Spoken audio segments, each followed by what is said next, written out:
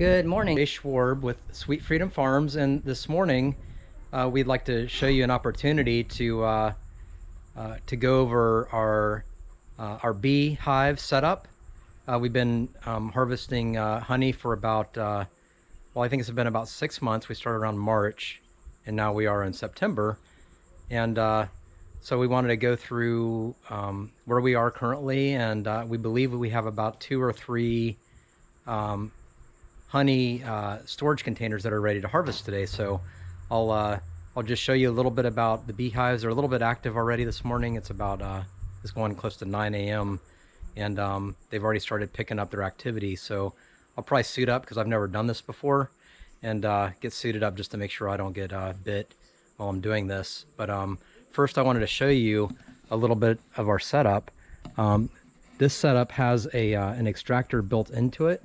So that means that we don't have to take the whole honey beehive apart, which is real nice. So we can allow the bees to keep on doing their thing.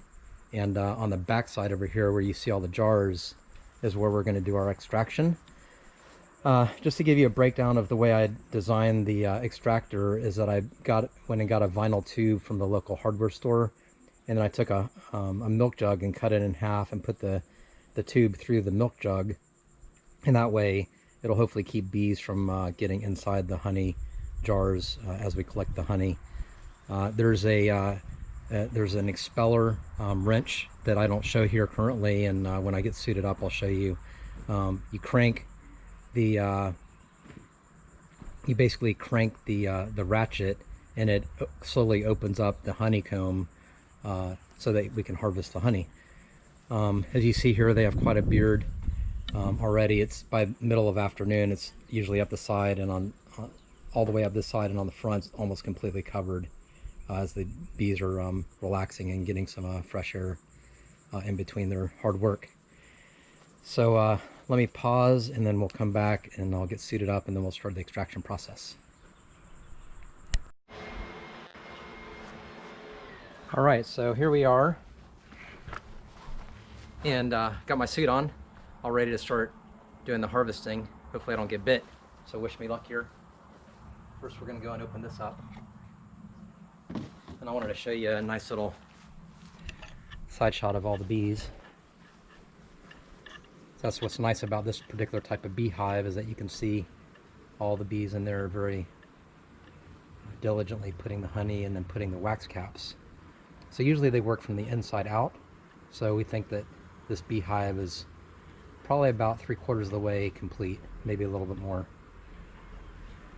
So we'll go over here, set this back.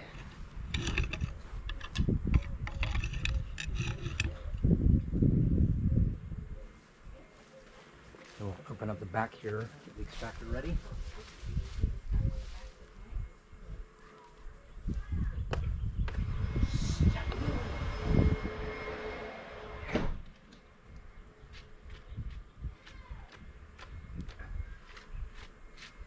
Quite a bit of ants here. I'm going to brush away first.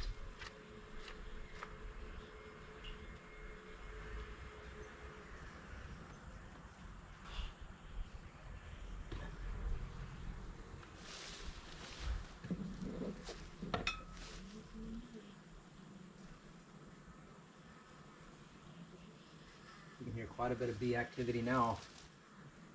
I'm going to go and open this one up.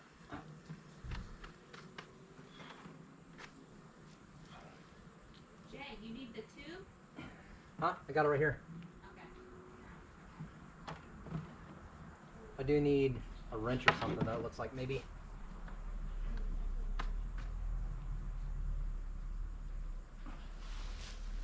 I'm going to go get a wrench. Do I have the extractor over there already? No.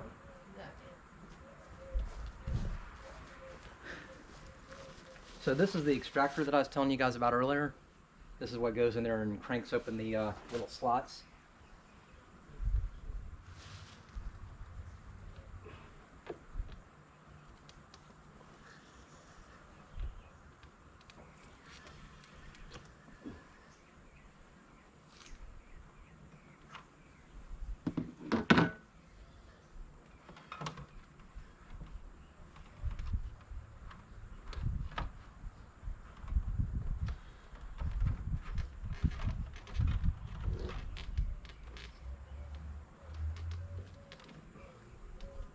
So that index is in there. It's got a little pin that index is in there.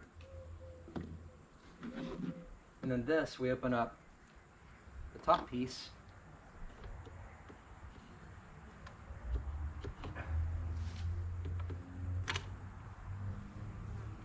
Here's the top piece. So then now we can put the extractor in. And this goes in, and the way I've read about it is that you're supposed to slowly crack it in the front. And you can see it already coming in. Here's the side. And I just barely turned the front of it so far. And you can see quite a bit of honey coming out already.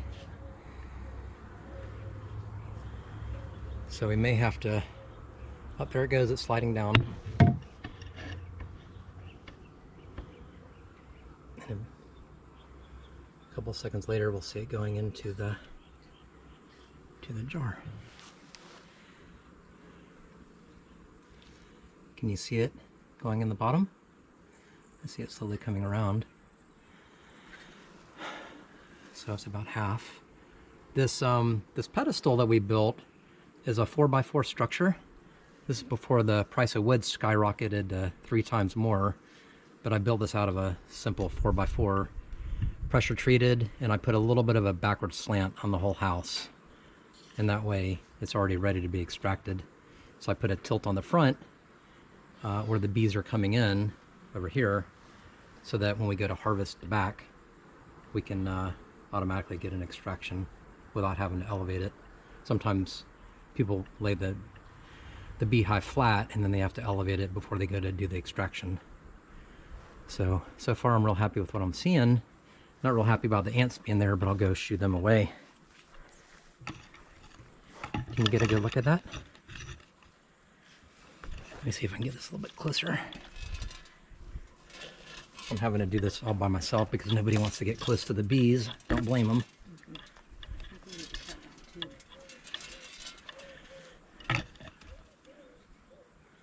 The tube looks a little... Tube is way too long. Way too long, huh? Yeah. Okay. It's not going to flow properly. On the second one, we'll cut the tube a little bit more, is what Molly's recommended. So I could pull this table back a little bit, maybe. We'll leave it for now. Okay, I'm gonna go, and I think they said to go all the way to the back. Is that right, hon? Yeah, crank a little bit first, and then a little bit more. Oh, keep on going back as we do it? Yes, I crank the front, go back a little bit, crank it. You don't want to crack it all at once, because then it just overflows. Okay. So that's the next. See, we have quite a distance still. And you can see more. The tube is about halfway full.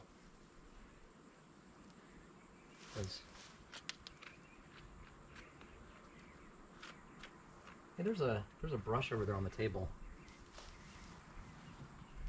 I want to get some of these ants in there. I think they've been migrating from these from this mimosa tree, which is great to have a pollinator right next to it. Gives a little protection. Thank you. Got a little brush. This came with this suit that I'm sure you guys are admiring. It's quite a bit. It's a warm suit because it's like 100% polyester, but it's very fashionable. So I think maybe I'll go out for Halloween as a beekeeper. What do you guys think? All right, so we brushed off the ants. Not sure what kind of ants these are. They're fire ants or what they are.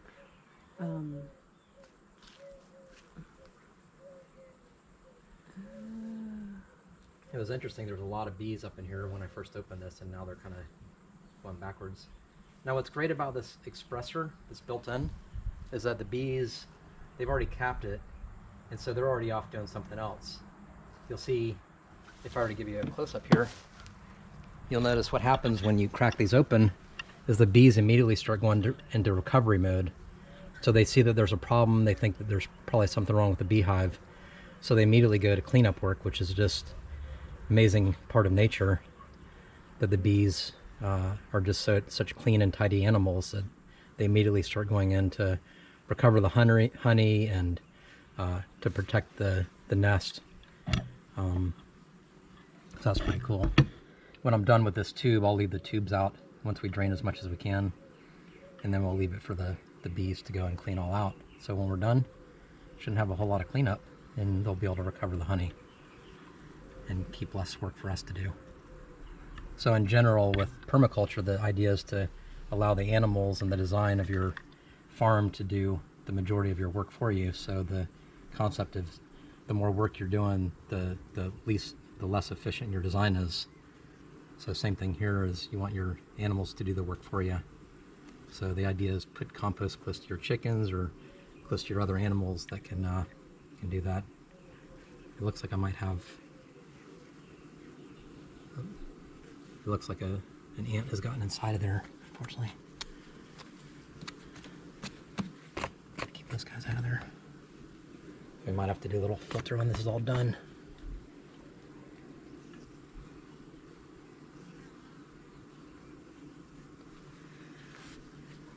And these ants are really persistent.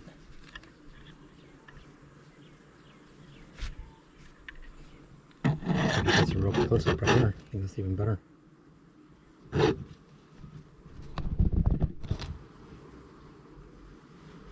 Whew, look at that big mama. There's one on the jug. Oh, there is. Okay. It's on those wood pieces to the left. To the left? Yeah, like Here? on the table. Oh, there are in here. Yeah. Then they Oh, gotcha. they're crawling up. Yeah. Yeah, I want to say those things are fire ants, man. They're nasty looking. So anticipation. Probably crack more, yeah. Go and crack some more. We've seen some videos where they cracked it all at once and the whole thing just kind of exploded out the bottom. So we wanted to do it nice and slow. So some folks that are in the honey business professionally, they kind of seem to poo-poo this type of design. We heard from a local person that the bees didn't really take to the honeycombs very well. We don't have enough experience to say if one design is better than the other. We do know that after we bought this, that our local beekeeper was basically saying that we need to do an inspection every 2 weeks. I did one inspection since March. I did an inspection about a month in, just to check the quality of the bees, to see how, to make sure they're laying eggs, that the queen was still healthy and laying when you look at the honeycomb, they have like a tiny little grain that is the future bee.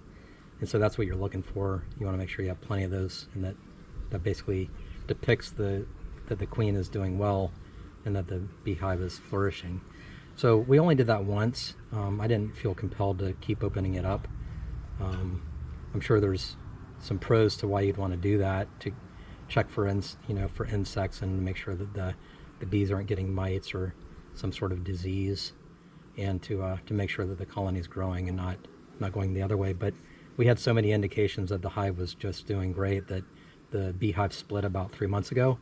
And it was quite amazing. It created a tornado that went all the way up into the sky. And let's see, let me keep track of this. It's good. Is it good? Yeah. Also, there's no bees coming to bother you. No? No. Oh, great. So Molly's watching my back for me. Thank you, Molly. She says there's no bees coming to mess around, so that's fantastic. No. I've seen videos where nobody wears a suit at all. I've been bitten once, so a little bit shy about it. But so far, they're doing great. They're just staying on the other side. You see some bee activity here on this one going around the chute. Thank you. So yeah, so one thing, I'll get back to the story, but keeping it tidy around here is kind of tough. We've noticed that with weed eating, once you start making a loud noise with lawnmowers, the bees really kind of go crazy. So if we have a chance, I would like to get the lawnmower, the weed whacker, before I get out of this, and go around and kind of clean that up to try to keep it trimmed down. Let us know so we can go inside. Yeah, once we're all done, we'll do that. So I'm gonna go and crank some more open. So This is supposed to get about 3/4 of a gallon. We'll see. We've been going back and forth as to how much honey will actually be in here. So you can see so far, these are half-gallon jugs. These are nice mason jars, 64 ounce or 4 pints, if you like to count in pints. Or liters, I guess it would be 2 liters. Maybe a little bit less than 2 liters once we're all done with this. So we're about halfway right now. And I have 3 more jugs. We figured that we'll do maybe another one. It looks like when we look at those two, it doesn't look like they're completely full. And then we see one that's completely empty. The second one from the right. The cap to the left one. That one is missing. Then you need to get that Yeah. one on there. Yeah, that one is missing. I'm gonna have to make a new one. Otherwise, they're going to come out. Yeah. Oh, okay. That's not a bad idea. Push all of them. Unfortunately, when we first got this, the those caps didn't have any honey in them, so they weren't real. They weren't staying in very good. Now that they have honey, they have. They're sticking a little better. Honey makes them nice and sticky. Creates more friction. Oh, so back to what I was saying about keeping the beehive. The thing swarmed about 3 months ago. It created this tornado up in the air, and it was just amazing to watch. And then the whole half the beehive flew over into our trees, to our neighbor's tree, which is a big bamboo next door. And half the hive set up over there, and we're like, oh great, our neighbors are going to hate us. But then, oh thank you. And it ended up raining that day here in Florida, and it was quite a thunderstorm. And so the next morning we got up and we noticed the bees had moved somewhere else, thank goodness. Because just our next door neighbors here, they had just gotten rid of a beehive that set up in their compost bin. Do you want to hold So, that branch above you? Yeah. I just don't want it to fall down. Yeah, can you get it there? Yeah, so it's funny because our neighbors are getting rid of bees, and here we are setting up a beehive. So it's kind of funny how the nature and things like that work. But this has been quite an amazing thing to have. They're not as fun as chickens because you can't really interact with them. Don't worry. But it is amazing to share the knowledge of the bees' story and what they do and how important they are. I think I read something one time that said how important the pollinators are of the world, and so much more important than humans. So the humans could all die and the earth would be fine, but if the pollinators all died, the earth would die. So it's quite an amazing part of the earth.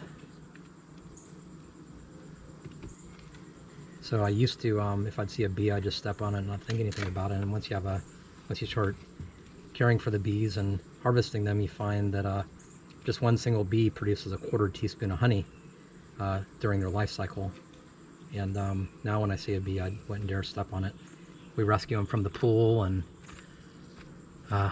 you know, you definitely have a lot more empathy, and you can understand the importance of them once you start to be a beekeeper. So definitely recommend it for anybody out there watching. Everybody gets a good angle.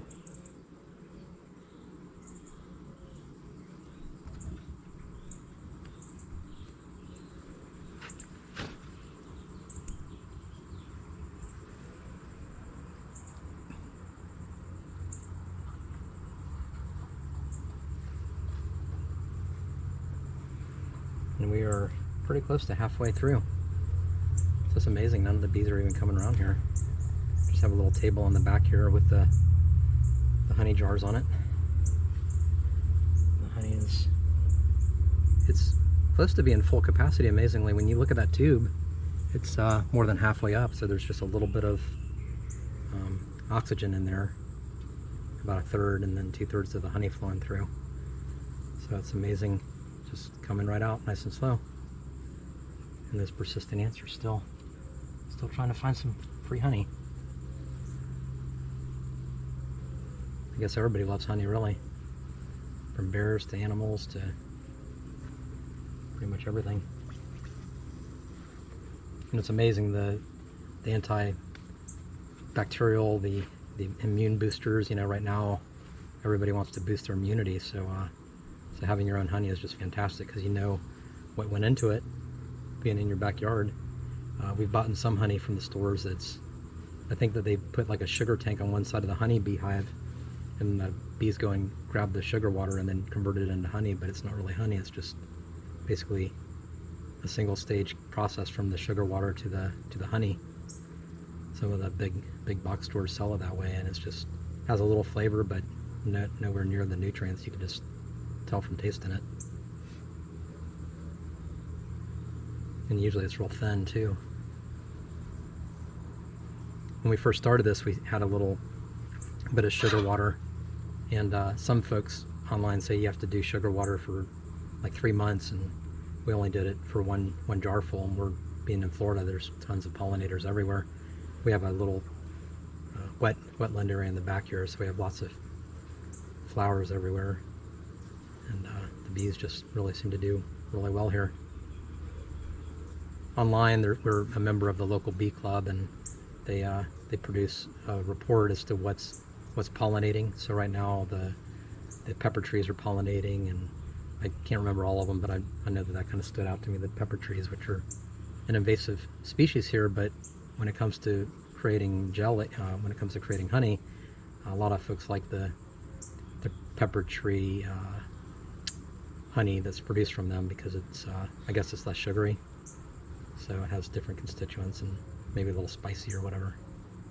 So it's amazing. The idea here is that you literally can have one pollen collection of bees in one of these collection areas that could be one type of flower, and then right next door it could be a different flowering plant altogether, and somehow the honeybees know to keep it separate, which is kind of nice because then you can get a variety of different tastes of honey all in the same honeycomb. So that's about half, so we're going to go in a little bit further and crank it down some more. I definitely like this method of slowly cranking it. It works good. The highest it's gotten so far is about a third, about 2/3 up, so a third of it empty. Get those ants out of there. I definitely like the setup with the tube. I can't even imagine trying to do this with it open. As you can see, these ants are quite persistent, and it's a really tight fit, so how they even got through there is pretty amazing. It's got like a bib fitting on the end of this that I can press through this tubing. I think this tubing's probably about 1 inch diameter. So look at that ant that's coming up there.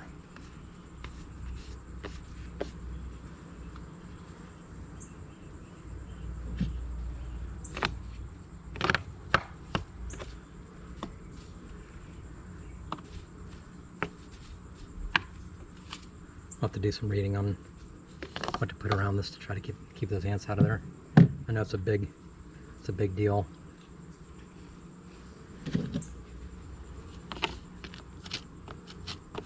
Not sure if that's honey or what that is in between there. But I noticed that there's like between all the honey areas, there's like some sort of debris or something. I don't know if it's honey mixed in with something else, but it's looks like it's really jammed in there.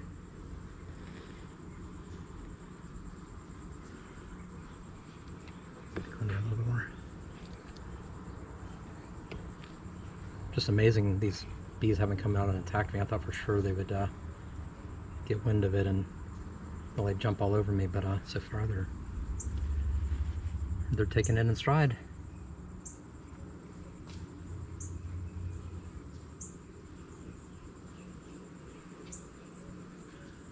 Oh, look at that! There's another opportunist on the back. You can see that spider web. There's a bee following that spider web on the back. So that the spider's just chilling. I can see that one bee kind of struggling inside that web. So that's pretty smart of that spider there. Set up shop right behind it. Nice and cool, it's shaded.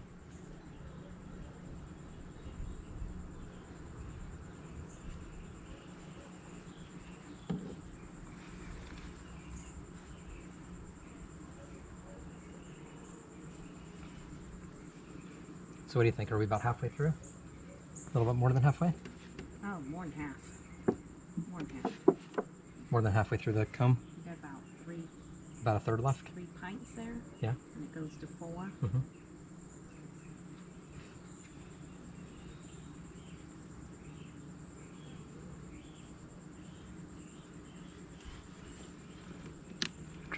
push this on a little bit more. So I think this worked out pretty good, this milk jug. Perfect. I went to bed last night thinking like what kind of design, and I was thinking like aluminum foil and different things, but I like this. Works out pretty good. The idea with having this milk jug like this is to keep, what happens sometimes you'll get wasps and sometimes you'll even get bees that'll want to get down into the honey jar. So with this they would actually have to actually fly up and get inverted just about to get into the actual jar. And because I have different sized jars here, I thought it would be good to just have a kind of a sleeve going directly into it. Yeah, universal, so that it fits a number of different jars. So that's what I went to bed thinking about last night. And then I woke up and I was having breakfast and I said, oh, milk jug. Milk jugs, a lot of times, they're not good to reuse because they have, they leak really easy. They get holes in them. But we were glad to be able to find these glass jars. I wish more products came in glass jars instead of plastic. Hopefully maybe one day we'll go back to that, because then you can use them over and over. And if you're a homesteader like we are, you can find lots of uses. Unfortunately, the plastic, it's like, what do you do with it? It goes in the landfill. If you're a big farm, you know, what do you do with it? Bury it? Not really sure. It's got to go somewhere. Hard to find a good use for it. Hello, bee. Just checking it out. Yeah. So they do have, I don't know all the stages of the different bees, but they do have defenders that, I'm not sure if they're the males, probably the males. Believe it or not, beehives are predominantly females. There's just a small constituent of males that they call them drones if they pollinate the female, and then they have defenders that I think this bee right here might be a defender. Mm-hmm. Might want to crank a little bit more.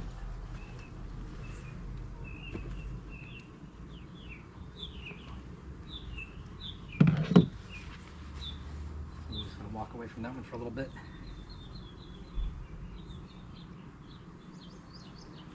I'm just checking it out. And what the bees do is that they're getting your pheromones, and so if you're breathing real heavy, they can attack you. So one of the ideas is to try to breathe shallow when they come around, because they're actually going to pick up on that hot exhaust, and they can bite you in the face. A lot of bites are in the face area for that reason. Also, if you're working with bees, use light colors. Try to stay away from what the natural predators, like Brown. any kind of darker colors are going to be more looking like a bear. Is the way I look at it. So try not to look like a bear. I have hairy arms, so it's good that I'm wearing this white to cover them up. That's where I got, interestingly enough, that's where I got bit last time, was right on my arm. So that one's just like sitting right there. Hopefully you're getting a good shot of them.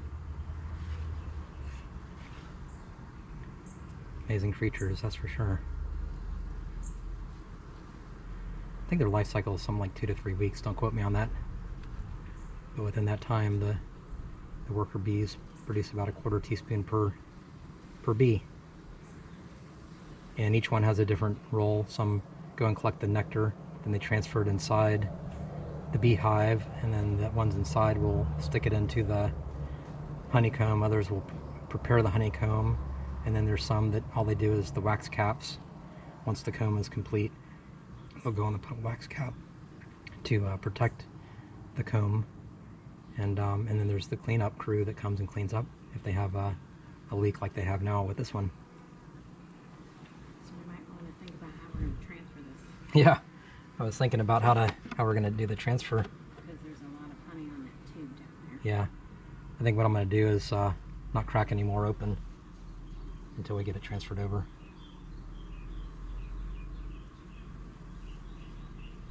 That's quite an interesting vantage point. That one's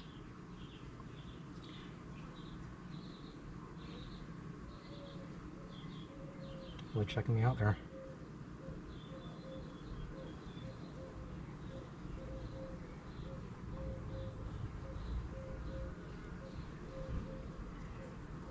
So, do you want to consider maybe cutting that tube just below where it is now and just leave it in that.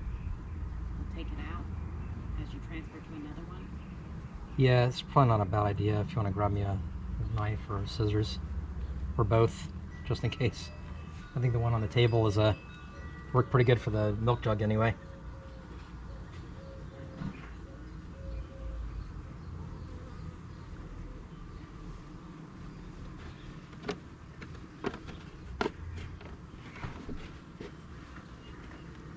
Oh yeah, look at that. So that's just one of 1, 2, 3, 4, 5, 6, 7. So one of 7 you see produces, well, that's a half a gallon. So 2 liters, 2 quarts, 4 pints, 64 ounces for all the different measurements. There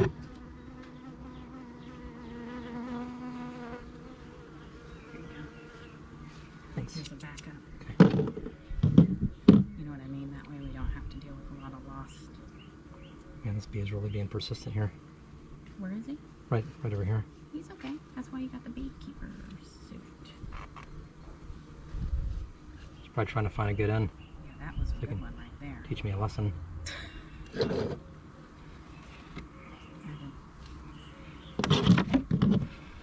the tube in Oh, here. you just leave it in for now? Yeah, and then I'll deal with getting the tube out without getting rid of so much honey. You know what I mean? Yeah. Is that good spot?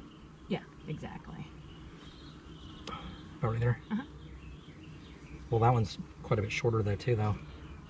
I know, but we do have big jars too. Okay. That's a problem.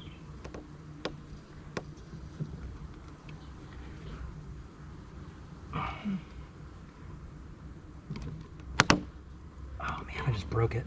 Shit. No, it's not broke. It's You sure? just out. Oh. Yeah, there you go. Can you get me some better scissors? It's not gonna work. I know, I think that's the best one we got. No, give me your good kitchen ones. That's why I brought the extra one out for you too. I don't think these are gonna work. Give me a knife or something.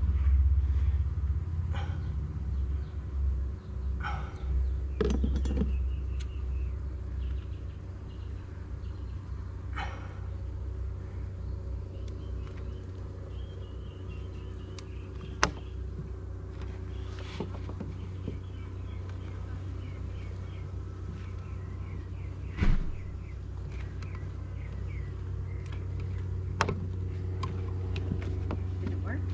Not yet, no. There's a knife. It's like the best knife.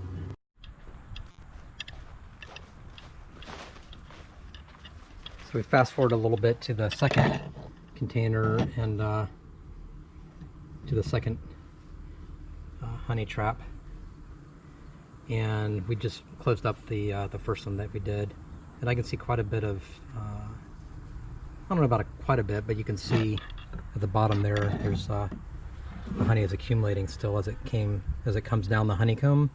It's going to accumulate there, so when we're done I'll go and crack that open and then try to drain it out one last time. So these two seem the most full and complete, so we're going to go ahead and harvest just 2 today. See, some of the bees are starting to come out and clean up. So when we're done with this extractor tool, what you do is you pull it out of the middle, you let it go, crank it to the left or to the right horizontal, then you put it at the top and you crank it all the way down, and then that compresses the honeycomb, basically opens it back up, closes all the cells so that the honeybees can start repopulating it. And you'll see that they're all already busy. On the third one from the left there, already busy up and down trying to refill it all. So between now and Christmas, another 3 months or so, hopefully we'll get another couple extracts from it. But from our honey perspective, this is more than enough for us. We did get a bunch of old mason jars with a little clip top on them, since most of our manufacturers don't sell things in glass anymore. Like I was saying earlier, we went and bought some local mason jars that somebody was selling for about $1 a piece, and they have the nice little clip top instead of the screw top, and we thought those are pretty cool. And they're quite old with the anodized tin on top. So we got some new gaskets for those for pretty cheap, and we thought it'd be a nice gift to put our label on it and give them away like we do our eggs.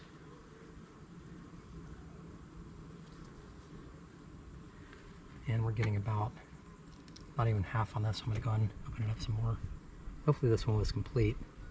The way it's flowing out, it doesn't seem like it was done yet, perhaps.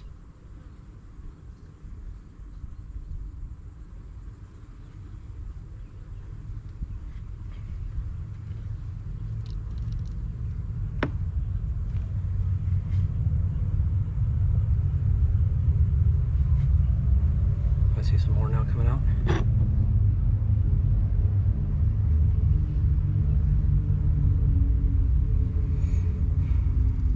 So this is the life of a beekeeper, at least on a very small scale. Once we get things going more on the farm, I assume we'll have quite a bit of these. Looking forward to it. Probably just go with the traditional type. Not sure yet. These on eBay are about they're about 150 bucks. The name brand can go as much as $600, $700, $800 from Australia. These knockoffs are from China. Knockoffs from the original design, that is.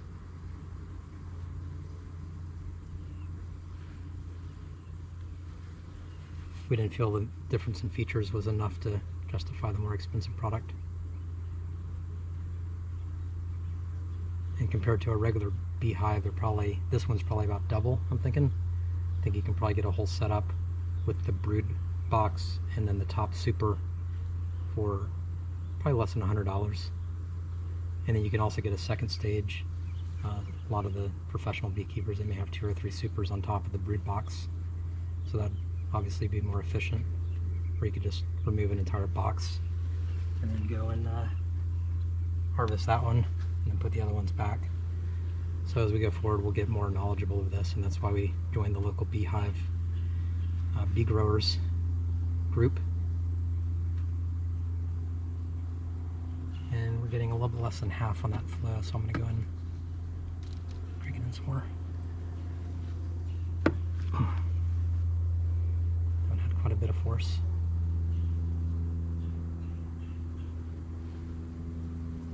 And what's nice with this is that, again, we don't have to take the whole thing apart. We can just harvest 1 or 2 or 3 at a time, which is great. You don't have to take the whole thing apart.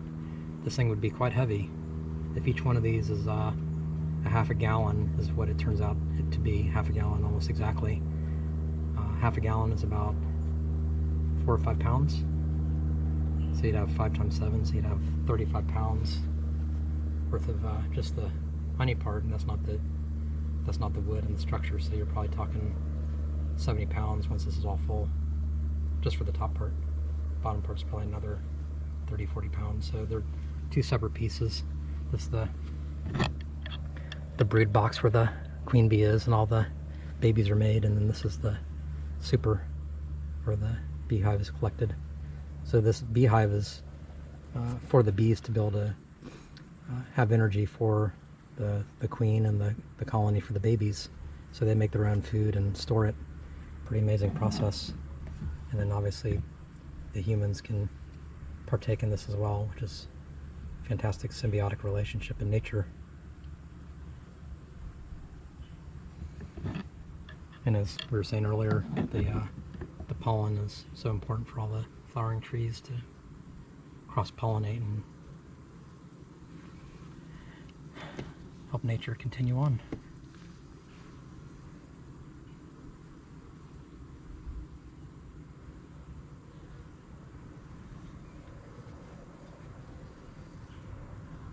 So maybe next time I'll feel comfortable doing this without the suit on.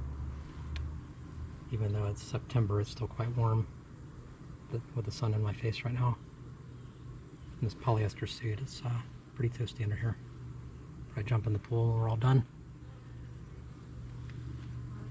Looks like the rest of the fam is already inside, so that tells you anything.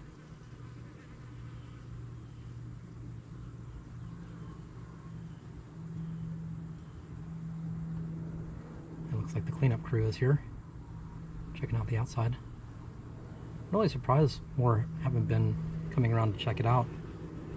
I've seen some where they can have hundreds of bees on the backside swarming and getting into the honey. Oh, this is doing more than I thought. So you can see this is the second jug, about almost 2/3. So we're going to crank this open because we have enough velocity left in the tube. That's really what I'm looking for, is to make sure that this tube isn't 100% full, where the thing is just completely flowing out of the bottom or whatever. So definitely recommend cranking them slowly. I've seen some where they put it all the way to the back and crank it, and the whole thing just explodes at the bottom because there's not enough flow at the bottom, because the aperture of this is only about 1 inch. The inner diameter is only probably 3/4 of an inch. So when you look at all that volume, trying to push it through 3/4 of an inch in a short period of time, it's not enough. So crank it slowly so you don't waste any. It'd be a shame if it, oops. See that, just that little bit of time, it's already got quite a bit of honey right there, wasting away.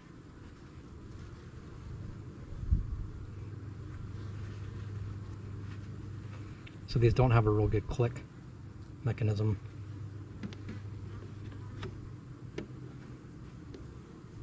You guys can probably hear the bee buzzing around. I know I can hear it, it's in my ear. So that's putting a little bit of back pressure on it.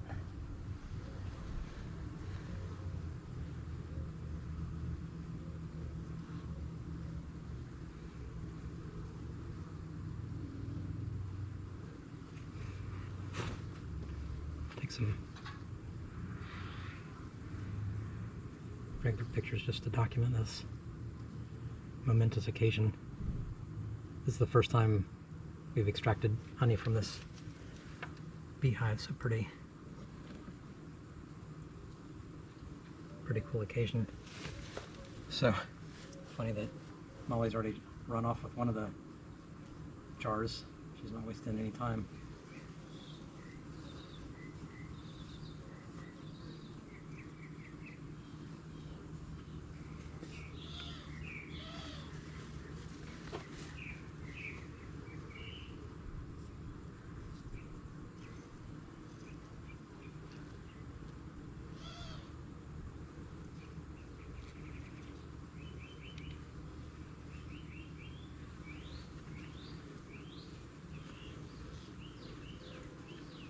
These bees don't even seem to think much about it. They just take it in stride and start collecting the nectar and bringing it back. I'm going to crank it one more time. And then I'm going to go inside and cool down, just let this kind of drain out for a little bit, do its thing. And then I'll come back and drain out that last one. You can see there's a little bit of honey in the bottom there. So I'll get that out of there. Probably won't be a lot, but might as well just go ahead and let it drain out all it can. I think in the future I am going to push up the front just a little bit more to help it go down a little bit faster. Try to get every little drop. I think it would help the flow if we had another couple degrees out of it. Nothing crazy, but maybe a couple more degrees of increasing the front. I'm going to just bring you around. You can see the beard is what I call it. I'm not sure if that's an official name or not, but you can see they're already building on the outside. And a lot of times if you see their wings, they'll actually get up in the middle of where those vents are, and they'll actually create wind flow. You see them hanging on the front there. They'll actually get up there and create air draft, air velocity through the beehive to cool down the bees. So this time of year, still quite hot in Florida. It's getting up to probably close to 90 today. Those bees are actually up and cooling down the nest, and then I don't know for sure, but it seems like they take breaks and sit out on the side there, kind of chill out, be social with each other, and then go back and do their thing. So that's, I like this type of beehive because it shows a number of different viewpoints, vantage points through the plexiglass, which is really nice for learning and teaching the children and people that come over for a visit. So that's all for today. Thank you so much for tuning in, and hopefully this was helpful. to get you thinking about why you might want to get into the beehive business. It's great for the bees. It's great for the trees. It's great for the earth, and it's great for us. It's all the way around triple, quadruple win. So I hope you have a great day, and